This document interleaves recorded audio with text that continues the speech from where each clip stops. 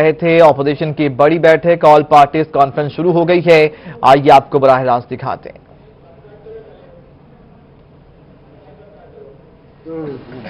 دوستو اس اے پی سی کے کامیابی کا جو سہرا ہے وہ آپ سب کے نظر ہے اور یہ آپ دیکھیں کہ آپ کے اے پی سی کے خلاف جو چغلیاں کر رہی ہے حکومت، جو ہتھ کنڈے استعمال کر رہی ہے حکومت، یہی آپ کی کامیابی ہے. یہ کیا بات ہے کہ میاں صاحب کو وہ ٹی وی میں لائیو نہیں دکھا سکتے، جنرل مشرف کو دکھا سکتے ہیں. میرا انٹرویو بین کیا جا سکتا ہے پارلیمنٹ سے، پر وہ ایک ڈکٹیٹر جو بھاگا ہوا ہے شہید محترمہ بے نظیر بھٹو کے الزام میں، اس کا انٹرویو دکھاتے ہیں. وہ ان کے لیے ناپاک نہیں ہے. ہم جمہوریت میں یقین رکھنے والے سب ناپاک ہیں. تو دوستو یہ حالات آج کے ہیں مگر ہمیں کیمرہ کی ضرورت نہیں ہے. ہمیں لوگوں کو پتا ہے، لوگ ہمیں سن رہے ہیں اور سنتے رہیں گے، چاہے یہ کتنا بھی ہمیں زرگوب نہ کریں، کتنا بھی ہے ہمیں بند کرنے کی کوشش کریں. جب سے ہم سیاست میں ہیں اور جس طرح ایک سی او کو جیل میں ڈالا ہوا ہے، ایک ٹی وی کو بین کیا ہوا ہے 24 کو پنجاب سے لاہور سے، تو یہ سب ان کی کمزوریوں کی نشانیاں ہیں. ہم اس کو ان کی کامیابیاں نہیں سمجھتے، اور یہ چاہے کچھ بھی سمجھیں یا کریں، ہمیں ان کی یہ کمزوریاں نظر آ رہی ہیں. آج کل کی میڈیا کو بین کرنا اور بین رکھنا تقریباً امپاسبل ہے. نیٹ پہ آج کل بلوچستان کا بچہ بھی جو ہے وہ فون پہ بات کرتا ہے اپنے دل کی. کے پی کا بھی کرتا ہے، سندھ کا بھی کرتا ہے، اور پنجاب کا، ساؤتھ کا، ہر جگہ پہ کرتا ہے. گلگت بلتستان کا بھی کرتا ہے، اور اس کو کوئی روک نہیں سکتا. مجھے اور بھی خوشی ہے کہ آج ہماری بیٹی مریم بی بی بھی یہاں ہیں. ان کو بھی میں ویلکم کرتا ہوں. وہ ہماری بیٹی ہیں، میاں صاحب کی بیٹی ہیں، قوم کی بیٹی ہیں. ہم نے دیکھا ہے کہ ان نے کیا تکلیفیں برداشت کی ہیں، اور ہم سمجھ سکتے ہیں، اس لیے کہ میری خود بہن جیل گئی ہیں، میری بی بی بے نظیر بھٹو صاحبہ جیل گئی تھی. تو میں سمجھ سکتا ہوں کہ ان درندوں نے ان کے ساتھ کتنی تکلیف کے ساتھ ان نے گزارا ہوگا. مگر میں ان کو بھی سلام بھی کرتا ہوں، مریم بی بی کو، اور ان کو کہتا ہوں کہ ہم ساتھ ہیں آپ کے. انشاءاللہ ہم آپ کی آواز اٹھاتے رہیں گے. ہم آپ کا کاز جو ہے اس پہ لڑتے رہیں گے، اور آپ بھی ہماری کاز پہ لڑتی رہیں گی، اس کا مجھے یقین ہے. یہ ہماری کوئی پہلی اے پی سی نہیں ہے.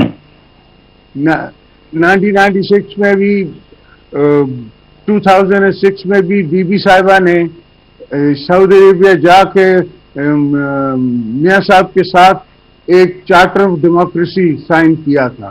اس چارٹر آف ڈیموکریسی سے ہم نے ایک ہم آہنگی بنائی تھی، جس میں ہم نے مشرف کو بھی گھر بھیجا، اور ساتھ ساتھ ہم نے 18th امینڈمنٹ بھی پاس کی.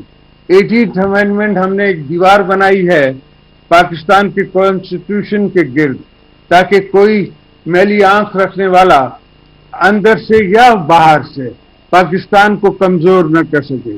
مگر افسوس یہ جو نہ سمجھ ہیں، جو سیاسی بونے ہیں، جن کو سیاست کا پتہ نہیں، سلیکٹڈ پرائم منسٹر کی سوچ ایک سمجھو کہ میجر کی سوچ ہے اور کسی کی سوچ نہیں ہے.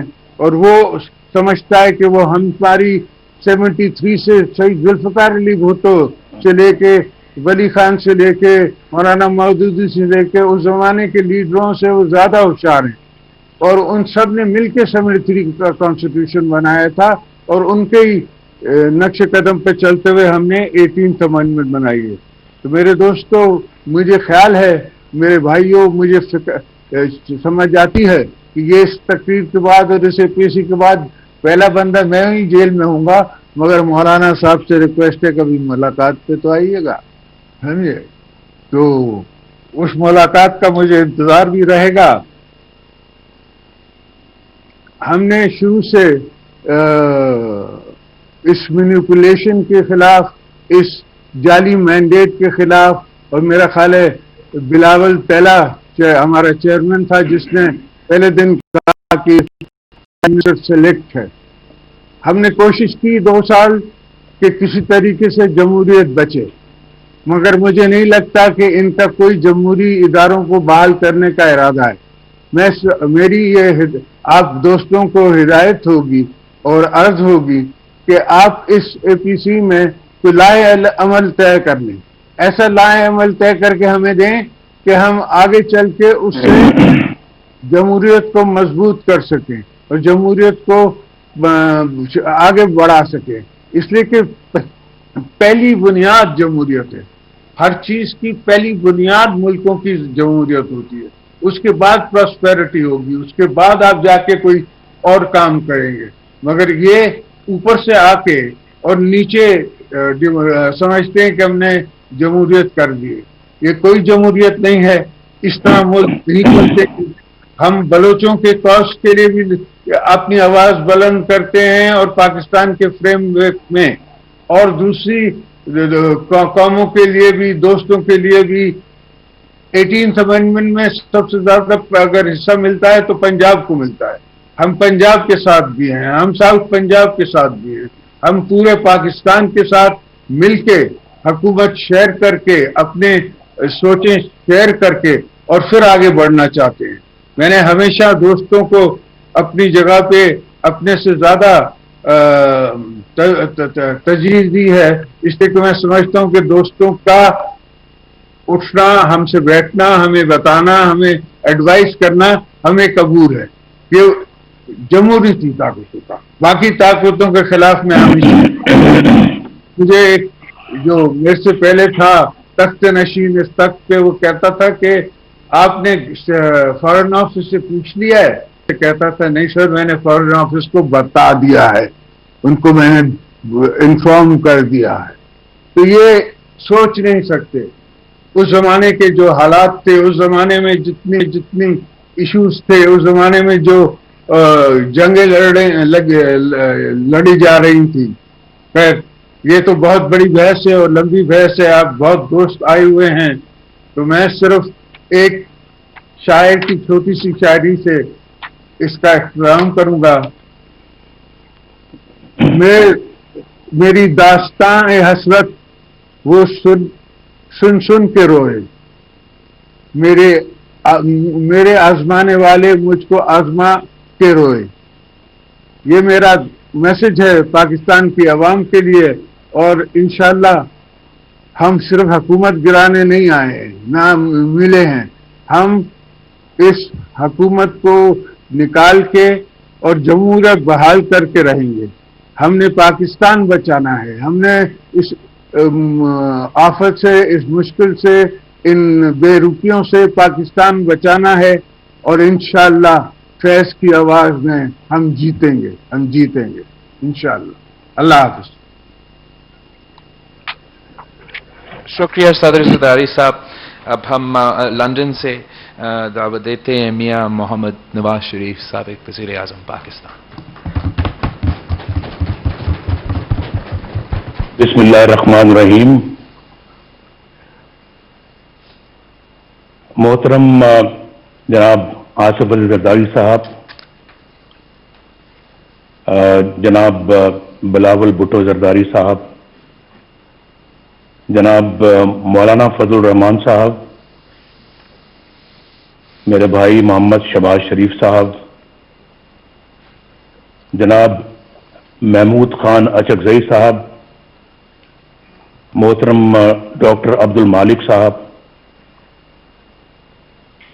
محترم ساجد میر صاحب، جناب آفتاب احمد خان شیرپاؤ صاحب، جناب محسن خان داور صاحب، جناب جمال الدین صاحب، جمال دینی صاحب، اور جناب اویس شاہ نورانی صاحب، نہایت معزز قائدین، محترم شرکائے کانفرنس اور محترم خواتین و حضرات، السلام علیکم۔ بہت شکریہ جناب محترم آصف زرداری صاحب،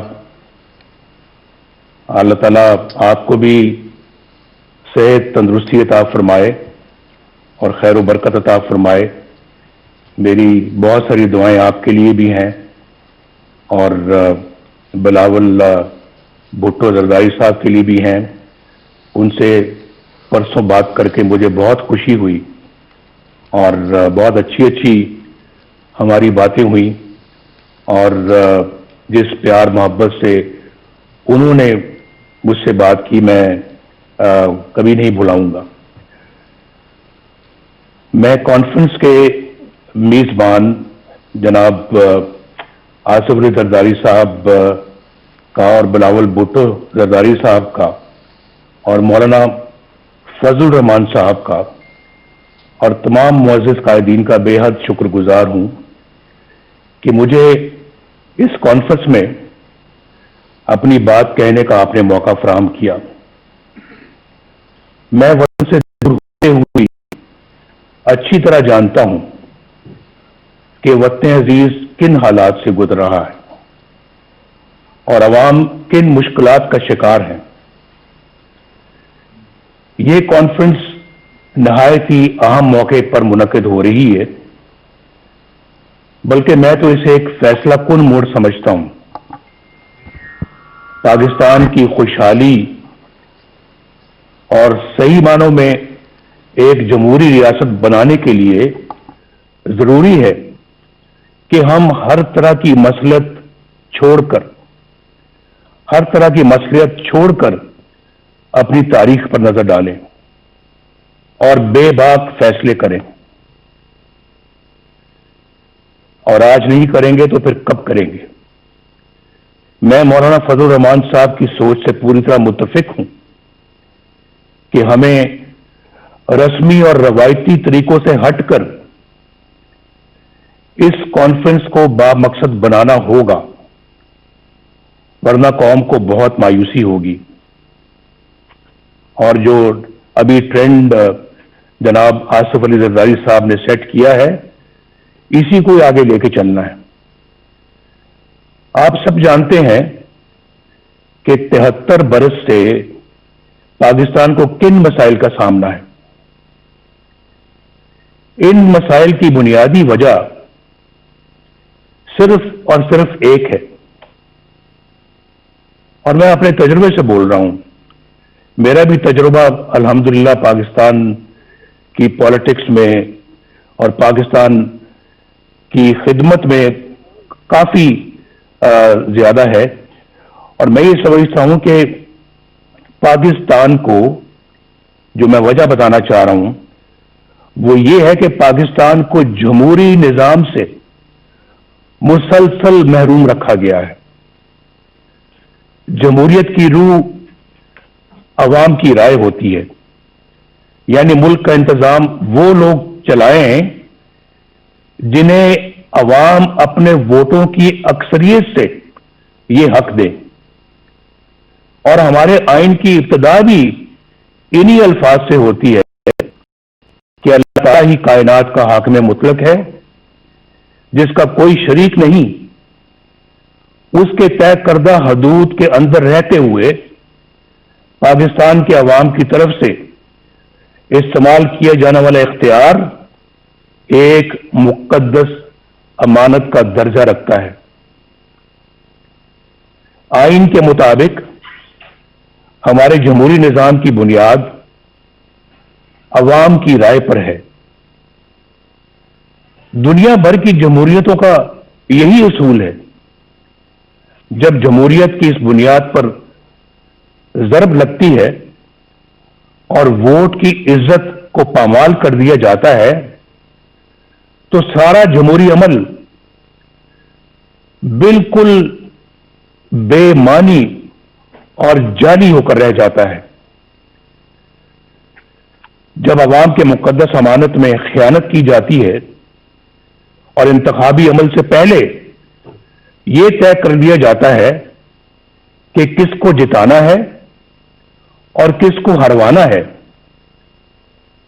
इंतखाबात में धांधली से मतलूबा नताइज हासिल कर लिए जाते हैं और रही सही कसर हुकूमत साजी के लिए जोड़ तोड़ में निकाल दी जाती है, तो अंदाजा लगाया जा सकता है कि किस किस तरह से अवाम को धोखा दिया जाता है और अवामी मैंडेट कैसे चोरी किया जाता है। बदकिस्मती से पाकिस्तान को इस तरह के तजुर्बात की लेबोरेटरी बनाकर रख दिया गया है। अगर कभी अवाम की कोई नुमाइंदा हुकूमत बन भी गई तो उसे हर तरह की साजिश के जरिए से पहले बेअसर और फिर फारिग कर दिया जाता है।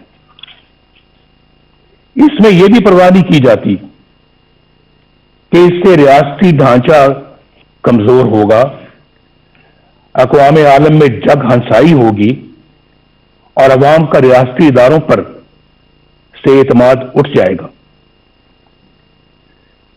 ये बात पाकिस्तान के बच्चे बच्चे की जुबान पर है कि 73 साला तारीख में एक बार भी किसी मुंतखब वज़ीर आज़म को अपनी 5 साल की आईनी मुद्दत पूरी नहीं करने दी गई। हर डिक्टेटर ने औसतन 9 साल गैर आईनी तौर पर हुकूमत की, जबकि अवाम के वोटों से मुंतखब वज़ीर आज़म को औसतन 2 साल से ज्यादा का अरसा शायद ही मिला हो। जर्नैलों की मुहिम जोई को रोकने के लिए 1973 के आइन में आर्टिकल 6 डाला गया, आर्टिकल 6, लेकिन उसके बाद भी 20 साल जर्नैली आमरीत के नजर हो गए। ख़वातीनो हज़रात और जनाब सदर, जब एक डिक्टेटर को आइन शिकनी के जुर्म में पहली बार अदालत के कटहरे में लाया गया तो आपने देखा क्या हुआ। क्या हुआ? मुझे यह कहते हुए दुख होता है कि जिस तरह हर माशाअल्लाह को अदालतों ने जायज करार दिया, डिक्टेटर्स को आइन से खिलवाड़ करने का इख्तियार दिया, 3-3 सालों के लिए दिया, उसी तरह 2 बार आइन तोड़ने वाले को बरियत का सर्टिफिकेट भी अदालतों ही ने दिया। उसे एक दिन तो क्या, 1 घंटे के लिए भी जेल में ना डाला जा सका। पूरी दास्तान है मेरे पास जो किसी वक्त सुनाऊंगा कि कहां से कहां ले गए, जबकि आइन पर अमल करने वाले अभी तक कटहरों में खड़े हैं और जेलों में पड़े हैं। हमारी तारीख में तकरीबन 33 साल का अरसा फौजी आमरीत की नजर हो गया। यहां सिर्फ एक डिक्टेटर पर मुकदमा चला, खसूसी अदालत बनी, कार्रवाई हुई, उसे आइन और कानून के तहत सजा सुनाई गई, लेकिन क्या हुआ? मैं पूछना चाहता हूं, क्या हुआ? क्या मुजरिम गिरफ्त में आ गया? क्या सजा मिली? ये सब तो दूर की बात, हुआ तो ये कि अदालती सिरे से गैर आईनी करार दे दी गई। यहां कोई ये अनहोनी बात नहीं, यानी पाकिस्तान में ये कोई अनहोनी बात नहीं कि किसी डिक्टेटर के बड़े से बड़े जुर्म पर भी कोई कार्रवाई ना हो, और अगर हो भी जाए तो कोई उसे छू भी ना सके, और अगर कोई फैसला आ भी जाए تو صرف سزا ہی نہیں، عدالت کو بھی ہوا میں اڑا دیا جائے. لیکن آخر کب تک؟ کب تک؟ اس کے برعکس ان سیاستدانوں کو دیکھیے جو عوام کے ووٹوں سے وزیر اعظم بنے. کوئی قتل ہو گیا، کوئی پھانسی چڑھ گیا، کوئی ہائی جیکر بن گیا، چور اور غدار قرار دے دیا گیا، کسی کو جلاوطن کر دیا گیا، اور کوئی عمر بھر کے لیے نااہل ہو گیا. ان کے گناہ اور سزائیں ختم ہونے میں آ ہی نہیں رہی. وہ جھوٹے مقدمات میں اپنی ماؤں، اپنی بہنوں، اپنی بیٹیوں کے ساتھ پیشیاں بھگت رہے ہیں. دراصل یہ سلوک پاکستان کے عوام کے ساتھ کیا جا رہا ہے، اور سزا بھی پاکستان کے عوامی کو مل رہی ہے. آپ میں سے اکثر کو حکومت کا بھی تجربہ ہے.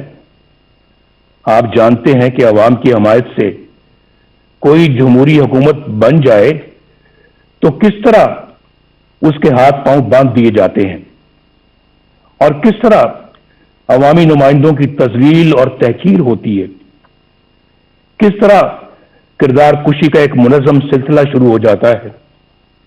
کس طرح قومی مفاد کے خلاف کسی سرگرمی کی نشاندہی کرنے پر انہیں ملک دشمن اور غدار قرار دے دیا جاتا ہے.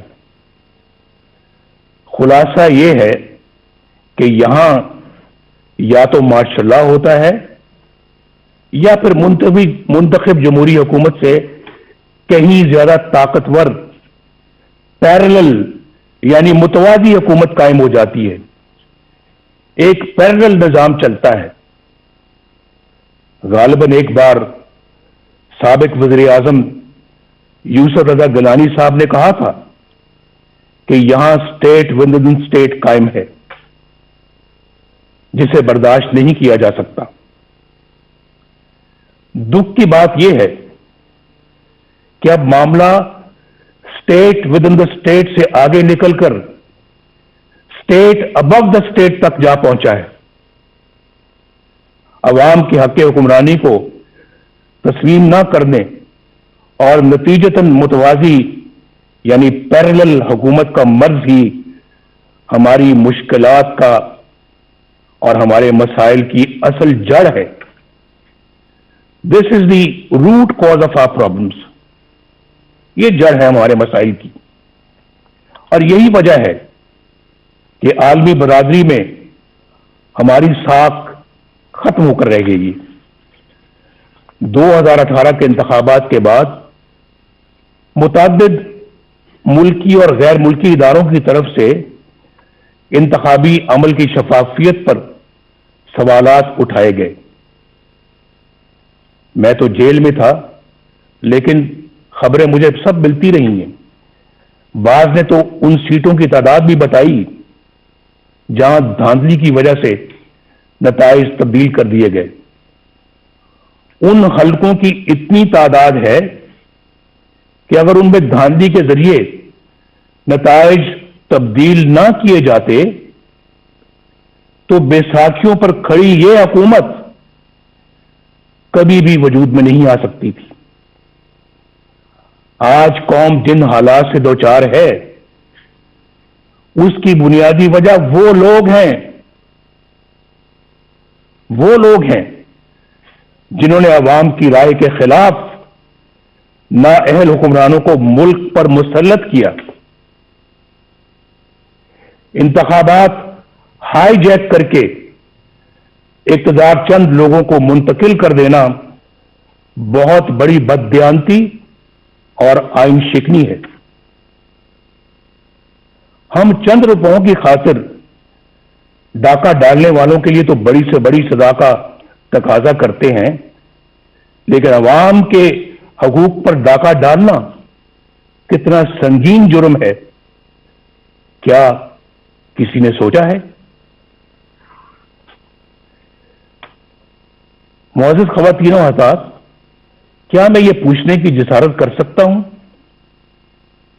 कि 2018 के इंतखाबात में घंटों आरटीएस क्यों बंद रखा गया? गिनती के दौरान पोलिंग एजेंट्स को क्यों निकाल बाहर किया गया? इंतखाबात में धांधली क्यों कर की गई? किसके कहने पर की गई? किसके लिए की गई? और कौन से मफादात के लिए की गई? इसमें साबिक चीफ इलेक्शन कमिश्नर और सेक्रेटरी इलेक्शन कमीशन को भी जवाब देना होगा, और जो लोग भी धांधली के जिम्मेदार हैं उन सबको हिसाब देना होगा। मोहतरम कायदीन कराम, जनाब चेयरमैन, इस नाअहल हुकूमत ने 2 सालों में पाकिस्तान को कहां से कहां पहुंचा दिया है, इसका कोई अंदाजा कर सकता है? पाकिस्तान की मईशत बिल्कुल तबाह हो चुकी है, या जो कहते हैं ना कि पाकिस्तान की मईशत तबाह हो रही है, नहीं, बात उससे बहुत आगे चली गई है। पाकिस्तान की मईशत बिल्कुल तबाह हो चुकी है। 5.8% की शरह तरक्की से आगे बढ़ता हुआ पाकिस्तान आज 0 से भी नीचे जा चुका है। पाकिस्तानी रुपया भारत और बांग्लादेश ही नहीं, अफगानिस्तान और नेपाल से भी ज्यादा नीचे गिर चुका है। जिस महंगाई पर हमने मुकम्मल काबू पा लिया था, वो आज कई गुना बढ़ चुकी है। गरीब और मुतवस्सित घरानों के लिए 2 वक्त की रोटी भी मुहाल हो चुकी है। बिजली और गैस के बिल अब आम आदमी पर बम बनकर गिरते हैं। आप कभी अंदाजा कीजिए, वाकईतन बम बन के गिरते हैं। पिछले 2 सालों में 1.5 करोड़ लोग गुर्बत की सतह से नीचे जा चुके हैं, और 1 करोड़ नौकरियों का झांसा देने वाले 1 करोड़ 20 लाख लोगों का रोजगार छीन चुके हैं। इस नालायक हुकूमत ने हर मामले पर यू टर्न लिया है। आज सरमायाकारी बिल्कुल खत्म हो चुकी है। सी पैक सख्त कंफ्यूजन का शिकार है। कर्जे खत्म कर देने का दावा करने वालों ने 2 साल की कलील मुद्दत में कर्जों में इतना इजाफा कर दिया है कि पिछले तमाम रिकॉर्ड टूट गए हैं। ये मैं फैक्ट्स और फिगर्स से सारी बात बता रहा हूं, और इसके बावजूद कोई एक भी बड़ा तरक्याती मंसूबा शुरू नहीं किया जा सका। वो पाकिस्तान जिसके बारे में बैनुल अक़वामी इदारे ये पेशगोई कर रहे थे कि अगले चंद साल में ये दुनिया की सबसे बड़ी 20 मईशतों यानी G20 में शामिल हो जाएगा, आज मुआशी तौर पर मफलूज होकर रह गया है। याद रखिए कि अगर पाकिस्तान में वोट को इज्जत ना मिली और कानून की हुक्मरानी ना आई, तो ये मुल्क मुआशी तौर पर मफलूज ही रहेगा।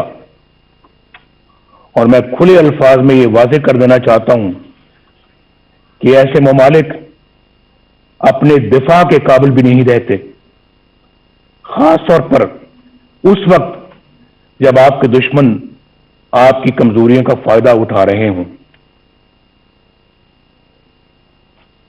ख़वातीनो हज़रात, मुल्क बदअमनी, अफरा तफरी और जराइम का गढ़ बन चुका है। आए दिन ऐसी परेशान कुन खबरें आती रहती हैं जिनसे अवाम को अमन व अमान से मुताल्लिक दरपेश परेशानियों का अंदाजा बखूबी लगाया जा सकता है। शेखुपुरा सियालकोट रोड पर कौम की एक बेटी के साथ पेश आने वाला वाकया दिल दहला देता है। इस आने के बाद मजीद तकलीफ का बायस उस संग दिल पुलिस अफसर का है जो बुनियादी इंसानी इकदार से भी महरूम है।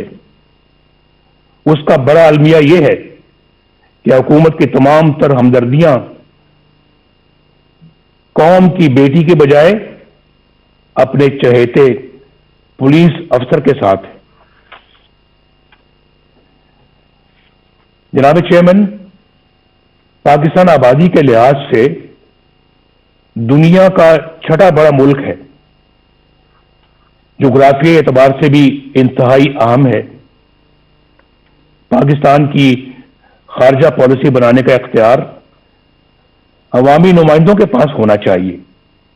हमारी खारजा पॉलिसी अवामी उमंगों और मुल्की मफादात से हरगिज मुतसादम नहीं होनी चाहिए। खरबों रुपए के नुकसान और हजारों जानें कुर्बान करने के बावजूद हम कभी फैटफ और कभी किसी और कटहरे में खड़े शर्मनाक सफाइयां पेश कर रहे होते हैं। जब कश्मीर का नाम जुबान पर आता है तो 73 साल से दी जाने वाली कुर्बानियां आंखों के सामने आ जाती हैं। कश्मीरी अवाम पर मजालिम का सिलसिला तो कई सालों से जारी है, मगर कश्मीर को हड़प करने का हौसला आज तक किसी का नहीं हुआ। अब भारत ने एक गैर नुमाइंदा और गैर मकबूल और कठपुतली पाकिस्तानी हुकूमत देखकर कश्मीर को अपना हिस्सा बना लिया है और हम एहतजाज भी न कर सके। दुनिया तो क्या अपने दोस्तों की हमायत भी ना हासिल कर सके। आखिर ऐसा क्यों है? क्यों हुआ ऐसे? क्यों हम आलमी तन्हाई का शिकार हो गए?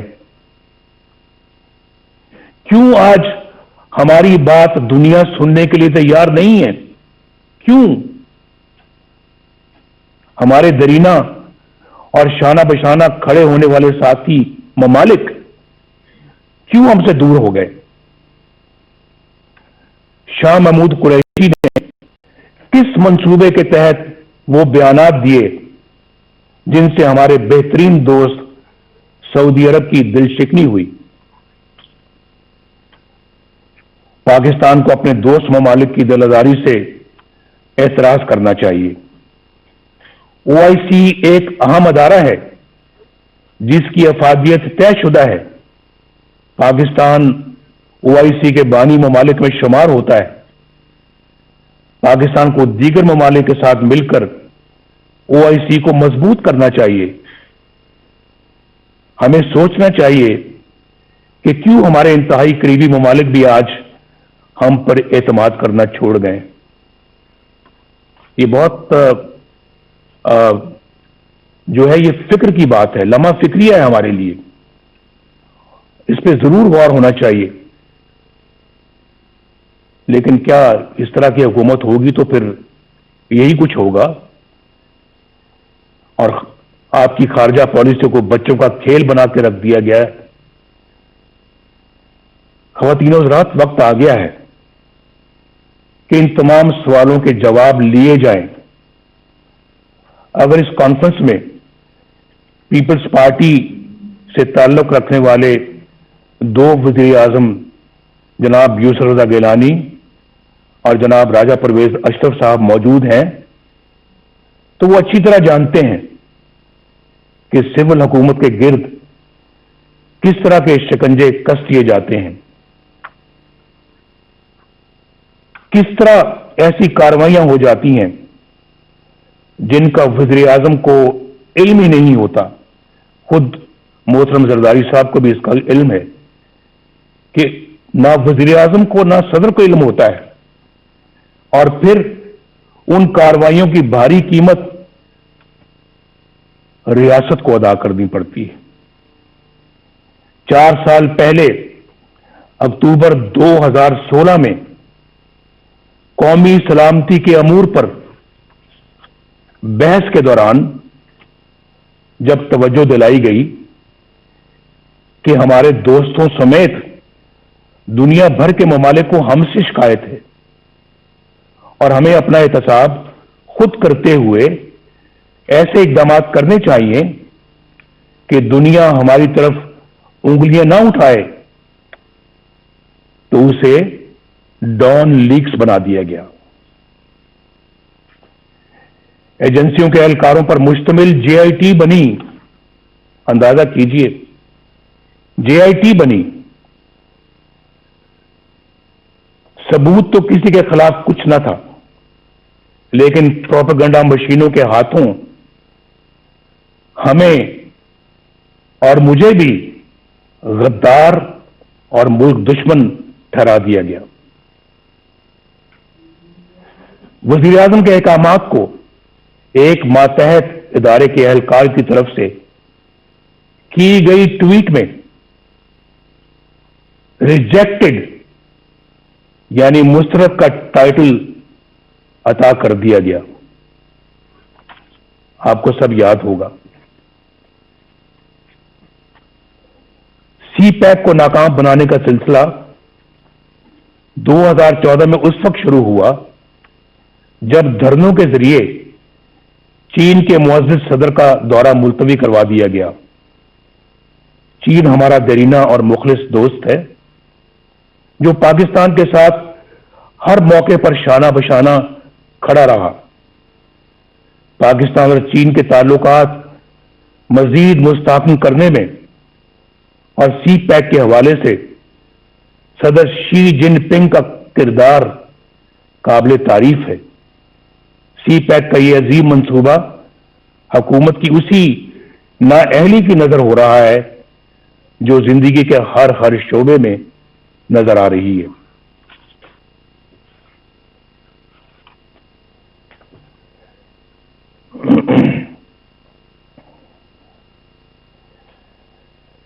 اگر میں یہ کہوں تو بے جانا ہوگا کہ سی پیک کے ساتھ پشاور کی بی آر ٹی جیسا سلوک ہو رہا ہے جہاں کئی سال بیت گئے, منصوبے سے کئی گنا زیادہ رقم غرق ہو چکی, مگر نتیجہ آج بھی نظروں سے اوجھل ہے. آئے دن کبھی دوران سفر بسوں میں آگ لگ جاتی ہے تو کبھی بارش ناقص تعمیر کا پول کھول کر رکھ دیتی ہے. یہاں نیب کے کردار کا جائزہ لینا بھی ضروری ہے. سچی بات تو یہ ہے کہ ایک ڈکٹیٹر کے بنائے ہوئے اس ادارے کو برقرار رکھنا ہماری غلطی تھی, لیکن یہ بھی سچ ہے کہ ہم نے کبھی نہیں سوچا تھا کہ یہ ادارہ اس حد تک گر سکتا ہے. یہ ادارہ نہیں بلکہ اندھے حکومتی انتقام کا اعلی کار بن چکا ہے. اس کے کئی سینئر اہلکاروں کے گھناؤنے کردار فاش ہو چکے ہیں. اس ادارے کا چیئرمین جاوید اقبال اپنے عہدے اور اختیارات کا انتہائی نازیبا اور مذموم استعمال کرتے ہوئے پکڑا جاتا ہے, مگر نہ تو کوئی انکوائری ہوتی ہے, نہ ایکشن لیا جاتا ہے, اور نہ ہی شفافیت کے دعوے دار عمران خان پر کوئی جوں ریتتی ہے. اس کے باوجود یہ شخص ڈٹائی سے اپنے عہدے پر براجمان انتقام کے ایجنڈے پر دھڑلے سے عمل کرتا ہے. لیکن بہت جلد انشاءاللہ ان سب کا یوم حساب آئے گا انشاءاللہ. بین الاقوامی ادارے اور ہماری اعلی عدالتیں نیب کے منفی کردار پر بڑی واضح رائے دے چکی ہیں.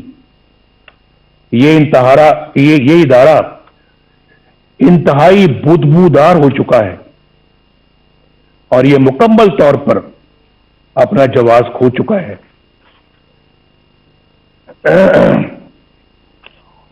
اپوزیشن کے لوگ اس کا نشانہ بنے ہوئے ہیں جو اپنے گھر کی خواتین کے ساتھ نیب کے دفتروں، عدالتوں اور جیلوں میں رل رہے ہیں، جو نیب سے بچتا ہے اسے ایف آئی اے کے سپرد کر دیا جاتا ہے، جو ایف آئی اے سے بچے وہ اینٹی نارکوٹکس کے ہٹے چڑھ جاتا ہے، اور جو وہاں سے بچ جائے اسے کسی بھی جھوٹے مقدمے میں پکڑ لیا جاتا ہے۔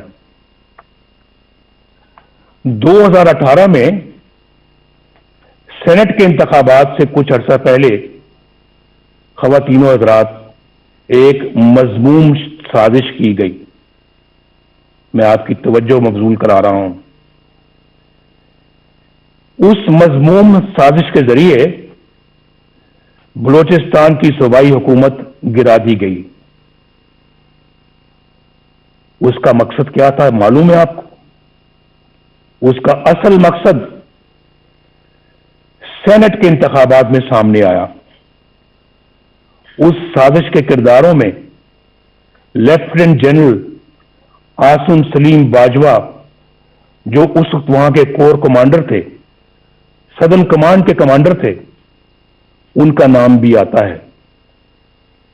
یہ وہی جنرل عاصم سلیم باجوہ ہیں جن کے خاندان کی بے پناہ دولت اور دنیا بھر میں پھیلے ہوئے اثاثوں کی تفصیلات پوری قوم کے سامنے آ چکی ہیں۔ ان حقائق کو نہ صرف چھپایا گیا بلکہ مبینہ طور پر ایس سی سی پی کے سرکاری ریکارڈ میں رد و بدل بھی کی گئی۔ 15-20 سال کے عرصے میں اربوں روپے کی یہ اثاثے کہاں سے بن گئے، یہ پوچھنے کی کسی کی مجال نہیں۔ میڈیا پر خاموشی چھا گئی، نہ نیب حرکت میں آئی، نہ کسی عدالت نے نوٹس لیا، نہ کوئی جے آئی ٹی بنی اور نہ کوئی ریفرنس دائر ہوا، نہ کوئی مانیٹرنگ جج بیٹھا، نہ کوئی پیشی ہوئی، نہ کوئی سزا۔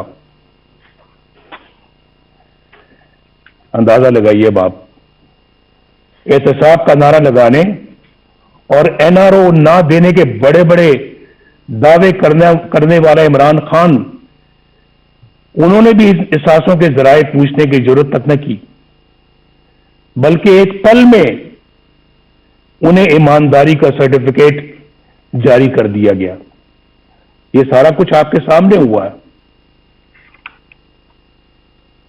میڈیا پر پہلی بار اس اسکینڈل کا ذکر اس وقت ہوا جب جنرل عاصم سلیم باجوہ تردید کے لیے خود ٹی وی پر آئے۔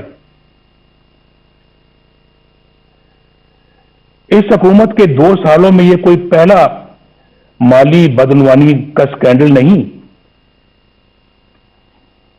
یہاں کئی انتہائی سنگین اسکینڈل سامنے آ چکے ہیں جن کا نقصان براہ راست غریب عوام کو پہنچا۔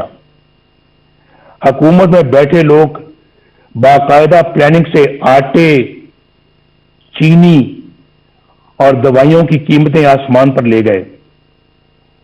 یاد ہے نا آپ کو جب ہم چھوڑ کر گئے تھے چینی 50 روپے کلو تھی، آج کتنی ہے؟ آج کہتے ہیں 100 روپے تک جا پہنچی ہے۔ اور آٹے کی قیمتیں بھی دیکھ لیں آپ، دوائیوں کی قیمتیں آسمان تک پہنچ گئی ہیں۔ عوام کے کھربوں روپے لوٹ لیے گئے۔ ملک کا حکمران اگرچہ دن رات کرپشن مافیاز اور این آر او کا ڈنڈورا پیٹتا ہے، لیکن چینی کی قیمت بڑھانے میں خود اس کی ذات ملوث ہے۔ کیا نیب اسے تحقیقات کے لیے گرفتار نہیں کرے گا؟ کیا اس پر کوئی ریفرنس دائر نہیں ہوگا؟ علیمہ خان صاحبہ جو کوئی جدی پشتی رئیس نہیں، بس خیراتی اداروں کی फंड रेजिंग करती रहती हैं, उनके बैरून मुल्क असासों के जराए की नैब कभी कोई छानबीन नहीं करेगा। बनी गाला में इमरान खान के जाती घर, उसकी गैर कानूनी तामीर की फाइल क्या यूं ही बंद रहेगी? फॉरेन फंडिंग केस जिसमें बेशुमार माली बेजाब्तगियां हैं और करप्शन है, जिनकी गवाही खुद पीटीआई के रहनुमा दे रहे हैं, इतने साल गुजर जाने के बावजूद क्या इलेक्शन कमीशन उन पर कोई फैसला नहीं करेगी? ये बड़े ऐसे जानदार सवालात हैं जिनका आज तक कोई जवाब सामने नहीं आया। हम कब तक इंतजार करेंगे? क्या इन तमाम लोगों पर कोई फौजदारी मुकदमा कायम नहीं होगा? क्या बनी गाला में जमीन की खरीद की मनी ट्रेल पर कोई जेआईटी नहीं बनेगी कि ये इतनी बड़ी जायदाद कहां से बनी और कैसे बनी? उसमें बहुत करप्शन और शुगूक शुबात है। कल असेंबली अरकान के टैक्स कोषवारों की तफसील सामने आई। इमरान खान ने अरबों रुपए की जायदाद रखते हुए भी 2,83,000 रुपए का टैक्स दिया है। और सवाल यह है कि जब आमदनी इतनी कलील है, इतनी कम है, तो आपके लाहौर जमान पाक के घर पर खर्च होने वाले करोड़ों रुपए कहां से आए? यह बताना होगा। क्या नैब इन आमदन से ज्यादा असासों पर कोई एक्शन नहीं लेगा? एहतसाब के इदारों को अपोजिशन के सिवा किसी के एहसास से नजर नहीं आते और ना ही किसी की आमदनी के जराए। रियासत मदीना तो बहुत बुलंद बरतर मिसाल है। कानून और इंसाफ का अदना सा म्यार रखने वाली रियासत में भी ऐसा नहीं होता। क्या कुछ लोग इस दोहरे म्यार की वजह से किसी जुर्म के बगैर सजाएं पाते रहेंगे और कुछ लोग सब कुछ करके भी बेगुनाही और मासूमियत के सर्टिफिकेट हासिल करते रहेंगे? कौम कब तक देखने और जानने के बावजूद खामोशी से ये सब कुछ सहती रहेगी? क्या हम ऐसा पाकिस्तान अपनी आने वाली नस्लों के लिए छोड़ना चाहते हैं? फैसला कर लें आज। क्या हम ऐसा पाकिस्तान अपनी आने वाली नस्लों के लिए छोड़ना चाहते हैं? मैं तो कहूंगा नहीं, हरगिज नहीं, कभी भी नहीं, कभी भी नहीं। मुझे एक वह पुराना एक शेर याद आ रहा है, दिल बुग़्ज़ो हसद से रंजूर न कर, ये नूरे खुदा है, इसे बेनूर न कर। ना अहलो कमीना की खुशामद से अगर जन्नत भी मिले तुझको तो मंजूर न कर। मैं तो इन ख्यालात का हामी हूं, इस नजरिए का हामी हूं। ख़वातीनो हज़रात, मीडिया को रियासत का चौथा सतून कहा जाता है। इजहार की आजादी बुनियादी इंसानी हकूक में से एक है। अफसोस कि दीगर हकूक की तरह पाकिस्तानी आवाम से यह हक भी छीन लिया गया। एक तरफ मुझे सियासी जमातों का ब्लैकआउट नजर आता है और दूसरी तरफ गैर सियासी और गैर जमहूरी नासर का बेरोक टोक प्रोपेगेंडा। कहीं मुझे चैनलों की गैर कानूनी बंदिश नजर आती है तो कहीं अखबारात और जरायद की मखसूस इलाकों में तकसीम पर पाबंदियां। ریاستی طاقت سے میڈیا کی زبان بندی کہاں کا انصاف ہے؟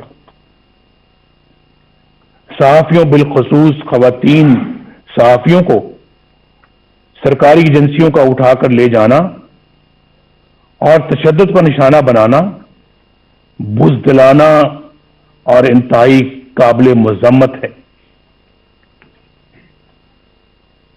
سینئر صحافیوں کو چینلوں یا اخبارات کی ملازمت سے برخاست کروا دینا، بے بنیاد مقدمات میں الجھا دینا اور قید میں ڈال دینا کیا ایک جمہوری ریاست کا طریقہ ہے؟ میں اس کانفرنس کے شرکاء سے درخواست کروں گا کہ سب مل کر یہ عہد کریں کہ ہم میڈیا اور ذرائع ابلاغ کی حفاظت کریں گے اور اس کی آزادی پر کوئی قدغن قبول نہیں کریں گے۔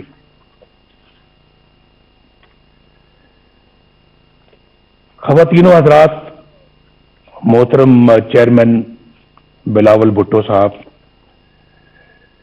جمہوریت کو کمزور کرنے اور اپنا مخصوص ایجنڈا نافذ کرنے کے لیے تقسیم کرو یعنی ڈیوائیڈ اینڈ رول یعنی لڑاؤ اور حکومت کرو کی پالیسی معمول بن چکی ہے۔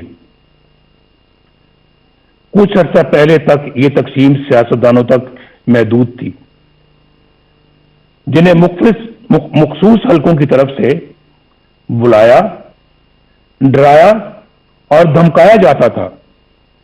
یہ طریقہ سیاسی جماعتیں توڑنے اور فارورڈ بلاک بنانے یا پھر مرضی کی پارٹیاں بنانے کے لیے استعمال ہوتا رہا اور آج بھی ہوتا ہے۔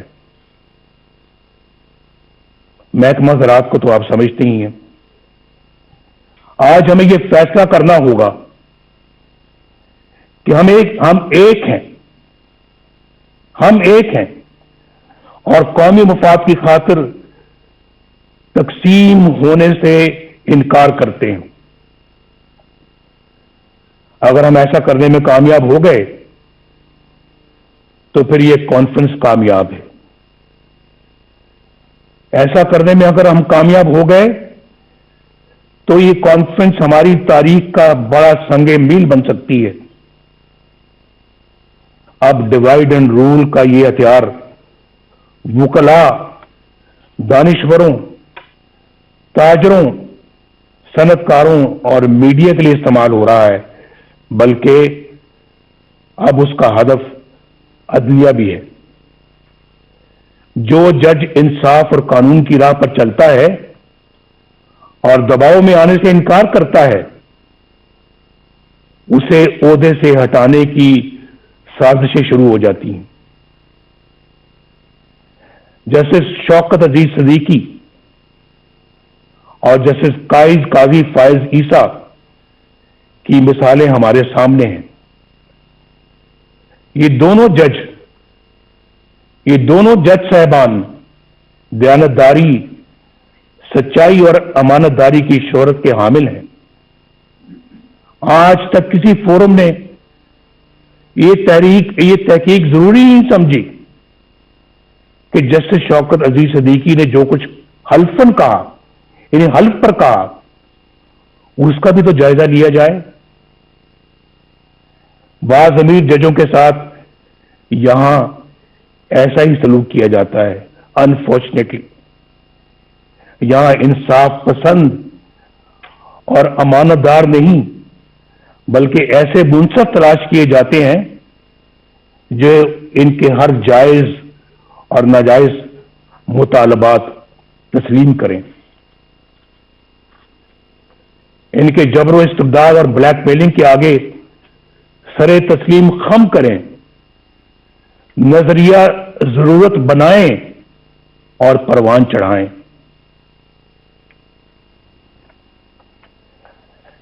آئین کو سیبوٹاج کرنے والے ڈکٹیٹروں کے اقدامات کو قانون کا جامہ عطا کریں، ان کے گلے میں ہار پہنائیں، ان کو ویلکم کریں، خوش آمدید کہیں ان کو، آپ نے تو بہت اچھا کام کیا ہے، آپ کی تو ضرورت تھی آج یہ تو کام بہت پہلے ہو جانا چاہیے تھا. آپ نے ماشاءاللہ لیٹ لگایا ہے, یہ پہلے لگانا چاہیے تھا. سب سے پہلے پلیٹ میں پھول لے کر ان کو پیش کیے جاتے رہے ہیں, اور پھر آرٹیکل 6 جیسے سنگین جرم کے ملزم کو آئین میں ترمیم کا اختیار عطا کیا جاتا ہے. یہ سب تماشا آپ نے اپنی آنکھوں سے دیکھا ہے. اس کے باوجود یہ سب کچھ دوبارہ کہنے کی نوبت آ رہی ہے. یعنی یہ سب کچھ ہو رہا ہے اور عوام کے منتخب وزیر اعظم کو پھانسی دیں, جیلوں میں ڈالیں, جلا وطن کریں اور ان کو اور ان کے خاندان کو ذلیل و رسوا کریں. اس کانفرنس کو آئین کی حکمرانی اور ووٹ کی عزت کے تحفظ کے لیے آج ایک جامع لائے عمل تجویز کرنا چاہیے. اگر میثاق جمہوریت کی بنیاد پر کسی نئے میثاق کی تشکیل ضروری ہو تو اس پر غور کیا جانا چاہیے. متوازی یعنی پیرل حکومت کی بنیادی مسئلے کو حل کرنے کے لیے ٹھوس حکمت عملی بنائی جائے.